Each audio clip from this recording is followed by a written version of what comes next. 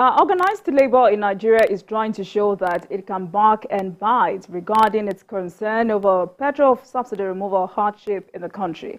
The Nigerian Labour Congress, NLC, has threatened to cripple the economy, starting with a two-day warning strike over unresolved issues surrounding removal of petrol subsidy by the federal government.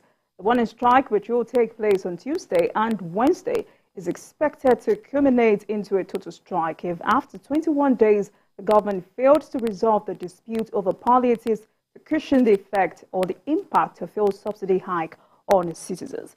BKO, let me start with you. Organized labor, or rather NLC, says it looks like the government is not serious and that nothing has changed since the last meeting with government. I think to a large extent I sympathize with labor because, yes, you could argue that organized labor accounts for just 5% of our population. But the Nigerian people look forward to them, and they have dependents. So by the time you add their dependents and other people, maybe even if you say each of the members of organized labor has maybe just 4 or 5 dependents, at the end of the day, you see that people who depend on labor to respond effectively to the challenge on ground will be in the region of even 40% of our population, conservatively. So it is the duty of labor to get the fairest deal from government on these matters. Nigerians are going through so much pain. Yes, the measures that have been taken are measures that are painful but desirable. But there has to be mitigating measures taken to ease the pain on our people. What Labour is saying is that, yes, we've had meetings with these people, but we've not achieved anything. And those meetings have not even been held regularly as a way of pushing us to that stage when we can actually say this is what is coming from government. There ought to be a committee to decide on the minimum wage. The question to ask is, how many times has the committee sat to give the nation a new minimum wage? The totality of government's reaction to the pains inflicted by subsidy removal, we still have not seen it in terms of the decisions reached with labor on the measures that will be taken. That is why labor is complaining. I have accused the NLC president of using fighting words, of using foul language against the government of the day. But I've seen an improvement. He's no longer using some of those words that I saw him use in the beginning, and I said, look, labor leaders before you never spoke in this manner. Yet, they extracted commitments, they got the job done. And I can see that the NLC president no longer talks in the manner that I once described as childish.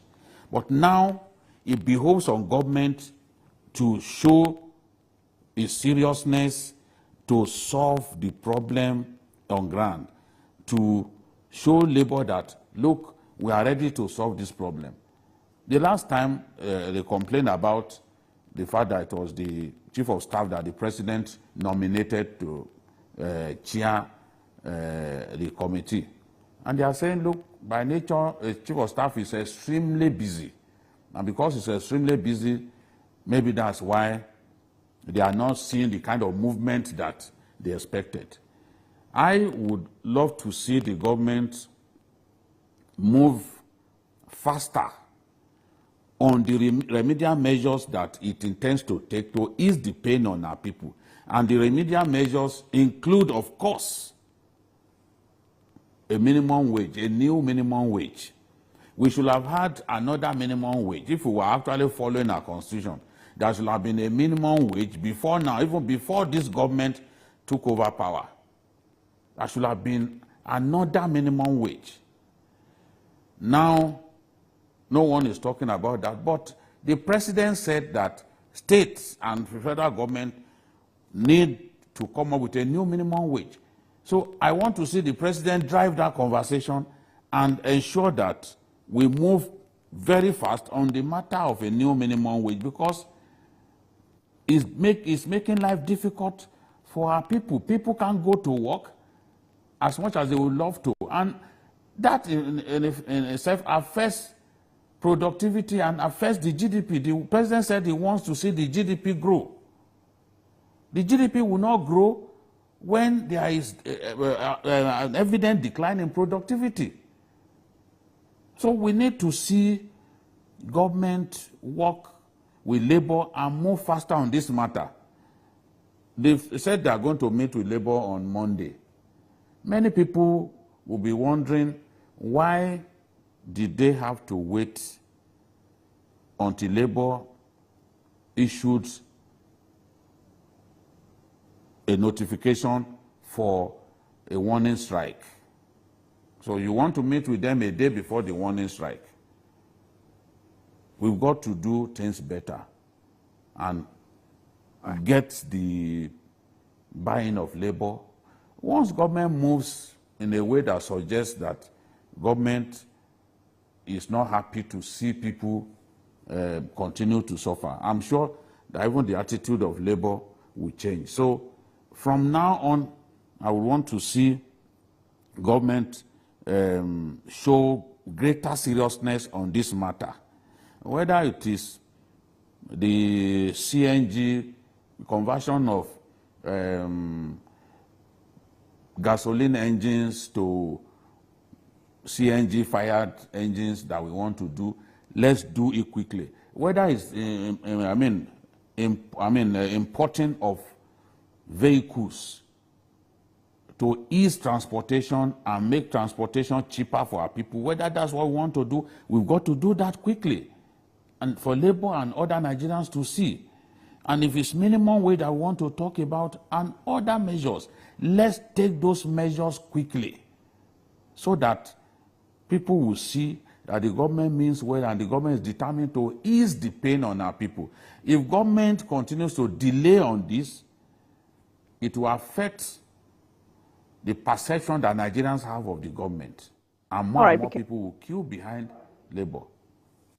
Thank you. Dari, Dr. Amin, while you react to the same issue, NLC raised other issues apart from palliatives, accused the Nigerian police of laying siege to the national headquarters of the National Union of Road Transport Workers, alleged exploitation of the right of workers in Imo State, interference in trade union matters by the Abia State government, and also demanding that the new Minister of the Federal Capital Territory desist from threatening poor masses in the FCT with demolition of their properties. Dr. Please go first. Well, maybe let me first make a comment on the minimum wage. My fears are twofold. One, inflation. Two, some states, as we speak now, have not been able to pay the old one. So where do we go from there? Like BQ said, what I expect is that by now, we should have found a short-term solution to the cost of transportation. And I'll still keep using what we have now. By rail, from Lagos to Ibadan, for the economy class, what we have is 3,600 naira. So it even makes sense to travel by road because it's cheaper. What government should be looking at are those kind of things. If you need to add more coaches to those trains going to Ibadan, and quickly open up those offices, those stations that are still not completed, where people can easily have access into town along the route. It's far better. And we can do it along the different corridors. You already have Abuja, Kaduna. You have the Warri Itape. You know, all those corridors, open them up by train first. Those are short-term measures. I don't know. I know we will have the argument that bringing in coaches and all the rest, yes, it could take time, but we should be able to see some movement. We are not seeing any. We are not seeing new buses on the road that are either fired by gas or electricity. We are not seeing them. Those are the kind of short-term measures people should be able to see. When those ones come and you spend less on transportation, you spend less on food, then you can begin in the long run to think about minimum wage. There are so many issues surrounding the country, and you've spoken about some of them. I don't support laying siege to the office of NURTW. It was wrong in the first place. That body had an election to which even the past president subjected himself to. So why are we going back? Why are we making it look like as if there is a problem somewhere? There isn't one. Nobody should forcefully control a union. Nobody should. A union is an organization of people who are willing to come together to subject themselves to certain rules and regulations. What government should show interest in is if there is going to be breakdown of law and order. And in that place, there was none. At least as far as media reports were concerned, up until when the police showed up. Because the new chairman went there, we were not told anybody opposed him, we were not told heads were broken there, and then all of a sudden, you have policemen showing up. That's not good enough. On the issue of the FCT, Labour will still have to make some concessions. Those who are being affected now, in my opinion and estimation, are not common men. They are the people who have... Look at the building that crumbled last week. How did we get to that in the first place? No common man would have built that kind of building. It's still the super rich. They are the ones who can afford the land. And if at the end of the day, what the government is saying is, see, we should have a plan for this city, then we should be able to abide. One of the things we are suffering in terms of when they release water from Lagdo Dam is this lack of planning. People building on channels, people throwing dirt into the available drainage that we have. Once we can't curb all of these things, we are going to keep being in trouble as a nation. We can't run away from that. Yeah, well,